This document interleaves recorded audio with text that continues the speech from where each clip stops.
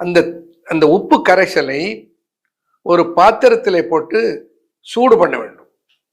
வெது வெது என்று சூடாக இருக்கிற போது காலையில அதிலே ஒரு 500 மில்லி நம்ம தயாரித்து வச்சிருக்க மாதிரி வெங்கார பற்பம் அதை அதிலே போட்டு கலக்கி விட்டு ஒரு சேர்ல உட்காந்துக்கிட்டு ஒரு அகலமான பேசின்ல, பிளாஸ்டிக்கா இருந்தா நல்லது, அதுல அந்த வெங்கார பற்பம் கலந்திருக்கிற உப்பு கரைசல், அதிபூரித கரைசல், அதில் காலை அப்படியே வைத்து கொண்டிருக்க வேண்டும். ஒரு 20 நிமிடத்திலிருந்து 30 நிமிடம் வைத்து கொண்டு வந்தால் போதும்.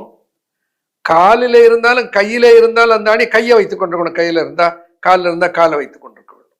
சிலருக்கு கையில ஆணி வரும், ரொம்ப அவசியப்படுவார்கள், எதையும் பிடிக்க முடியாது, அவ்வளவு வேதனைப்படுவார்கள். அப்போ அப்படி ஒரு 15 இருந்து 20 நிமிடம் அல்லது 30 நிமிடம், 30 நிமிடம் வச்சா நல்லது, 20 நிமிடத்துக்கு குறையாம வைக்கணும். அந்த உப்பு கரைசல், வெங்கார பருப்பம் கலந்திருக்க உப்பு கரைசலை எடுத்து ஆறிய பின்னால் அதை ஒரு பிளாஸ்டிக் கேன்ல ஊற்றி வைத்து விட வேண்டும்.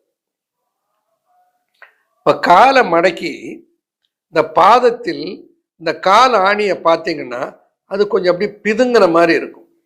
ஒரு பிளேடு அல்லது ஒரு ஸ்பூனை வச்சுக்கிட்டு அதை அப்படியே சொரண்டிடுங்க. அறுக்கக்கூடாது, ஞாபகம் வச்சுக்கோங்க, சொரண்டிடுங்க. அவ்வளவுதான்.